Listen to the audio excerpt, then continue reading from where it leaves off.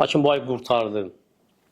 Bu ay hansı ki o fürsətlər var idi onda, bir göz qırpımı kimi, bir an kimi keçib getdi. Və ağıl sahibləri bilirlər ki, o ay elə kölgə kimidir. Kölgə kimi bəzən genişləndi, sonra daraldı, sonra yavaş-yavaş yox oldu, çıxdı getdi. O çadır hansı ki qurulmuşdu, insanlar üçün o çadır söküldü artıq, diləkləri açıldı, buraxıldı və mükafat isə bu ayın nə idi? Allahın razılığı və cənnət. Və müvəffəq olan qul o oldu ki, bu aydan istifadə etdi. Hətta əvvəlindən istifadə etməsə də, sonunda naqis nə etmişdirsə onu dərk etdi, tamamladı. Sonundan Allah Teala ona pay verdi. Və belə də olmalıdır, əgər bir şeyin sonuna çatırsansa, çalışmaq lazımdır ki, ondan daha çox istifadə edəsən. Necə ki, yarış axtarır. Görürsən ki, yarışın sonuna çatanda daha sürətli qaçır ki, tez çatsın, qalib olsun. Ona görə kim axırında o yarışda özünə pay qazandısa qalib oldu. Və bəs elə ki, əməllər sonuncuya görədir və heyf o günahkarlara ki, bu ayda tövbə etmə imkanı ola tövbə etmədilər. Bu ayda